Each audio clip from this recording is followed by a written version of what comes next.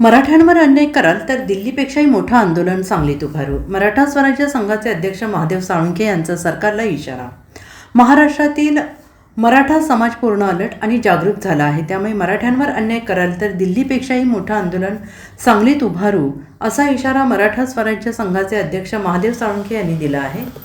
महाराष्ट्र सरकारने तातडीनं अण्णासाहेब पाटील महामंडळाला अधिकचा निधी द्यावा, मराठा तरुण तरुणींना कर्ज उपलब्ध करून द्यावे, कुणबी दाखला तातडीनं द्यावा, नवे उद्योग निर्माण करावेत अशी मागणी करण्यात आली आहे.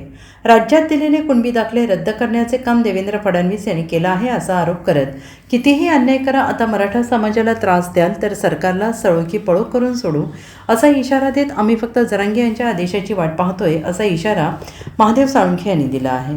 मी महादेव साळुंखे, मराठा स्वराज्य संघाचे राज्य अध्यक्ष. आज मराठा स्वराज्य संघाची मीटिंग घेतलेली आहे. या मीटिंग मध्ये आम्ही ठरवलेलं आहे की मराठा समाजाचे कुणबीचे दाखले रद्द करण्याचं कार्य देवेंद्र फडणवीस यांच्या सल्ल्याने आणि त्यांच्या इशाऱ्याने होत आहेत.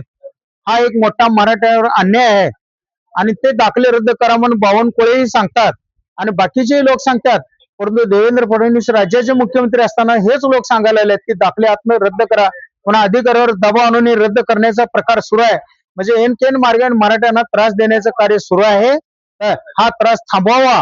आणि दुसरं, अण्णासाहेब पाटील आर्थिक विकास महामंडळाचे कर्ज थांबवलेले आहेत, त्यांचे व्याज परतावा थांबवलेला आहे. 7-8 महिने झाले यांचं कर्ज नाहीये आणि 9 उद्योजक मराठा समाजामध्ये निर्माण होण्यात यांनी अडचण निर्माण केलेले आणि त्रास देण्याचं कार्य सुरू केलेलं आहे.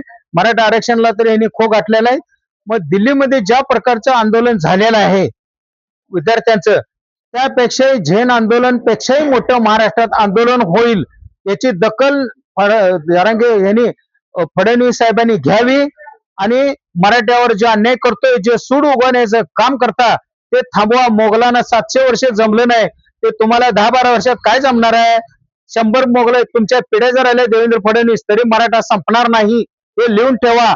आणि मराठ्यांच्या नादा लागाल तर झेन आंदोलनापेक्षा विचित्र वेगळं आंदोलन या महाराष्ट्रात उभं राहील आणि ते आम्ही करण्याची तयारी चालू केलेली. फक्त जरांगे पाटलाच्या आदेशाची वाट बघतोय. त्यांचा आदेश आलाय की पुढचं आमचं कार्य सुरू होणार आहे.